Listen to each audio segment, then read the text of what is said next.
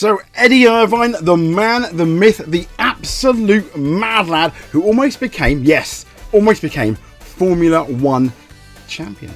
Then he peaced out like a guy leaving a house party. When the free pizza runs out, he's gone. Now today we're going to dive into Eddie's life from his humble karting start to his F1 career, and then, what you've come to watch, his suspiciously James Bond level retirement plan.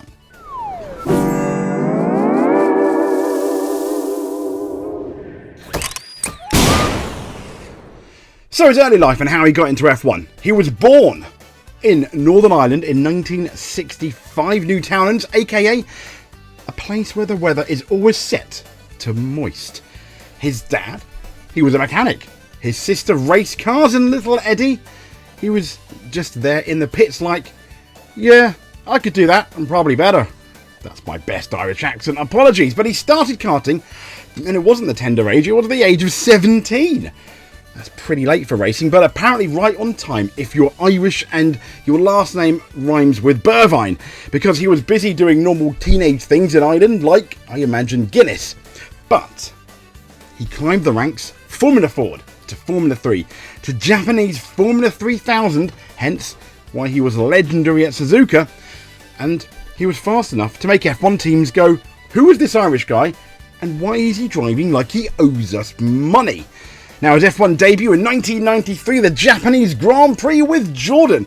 He got into a fight with, yes, it is true, Ayrton Senna.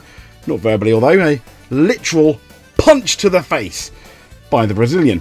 Now, if you debut in F1 and immediately get punched by Senna, you've unlocked a hidden achievement. And so far, I think he's the only one. So from there, Eddie's career, it was all about speed, chaos, and saying things in interviews that made the PR teams cry.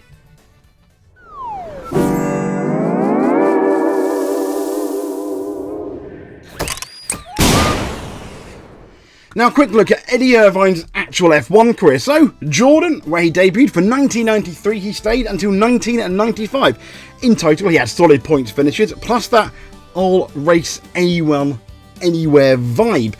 In the Ferrari, though, 1996 to 1999, yes, he was Michael Schumacher's official number 2 driver, which basically meant Michael wins, you help, Michael crashes, you maybe get to win. Now, in 1999, it wasn't him that broke his leg at Silverstone. Sadly, it was Michael Schumacher. But I guess every cloud has a silver lining, because Ferrari then was like, all right, Eddie, you're up. Now, Eddie, he wins 4 races. He leads the championship going into the last round. And then he loses to Mika Hakkinen. Ferrari's first title in years slips away again. Pain.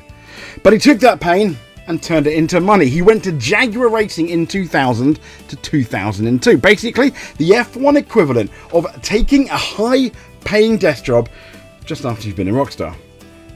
He got a podium, retired at the end of 2002 like, cool, I'm rich now, bye. And this is where the story gets weirdly glamorous.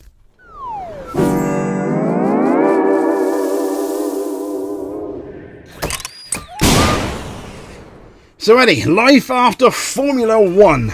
Well, let's talk business moves. So, like, for example, David Coulter, Johnny Herbert, Damon Hill.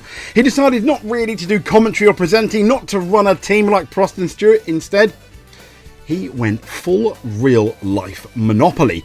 Luxury property in Miami, Dublin, Milan, Ibiza, Bahamas. His company name, and I'm sure I'm going to get this wrong, is Casa Ischia.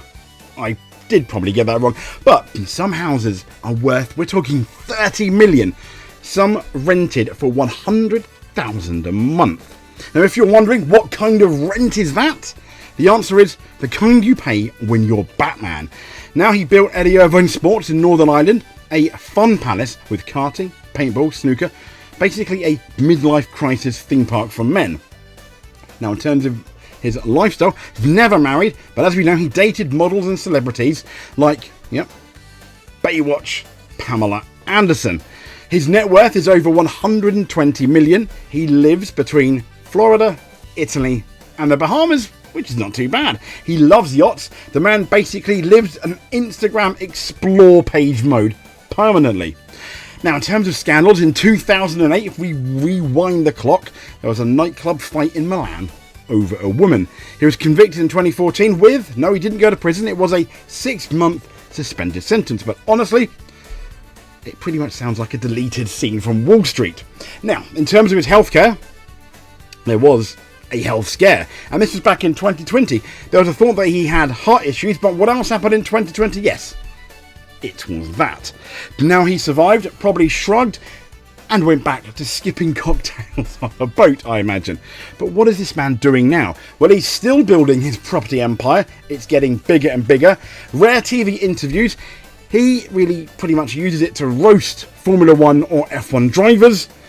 And he's enjoying life as an unofficial James Bond villain who decided to retire early. So what happened to Eddie Irvine overall? He swapped the Ferrari badge for the beachfront. Mansions, traded trophies for yachts, and kept his cheeky, fearless personality the whole way. So absolutely fair play to him. Sadly, no world title. But let's be honest, if you've got Pamela Anderson's number and 30 million villa in Miami, I think you're going to be doing all right.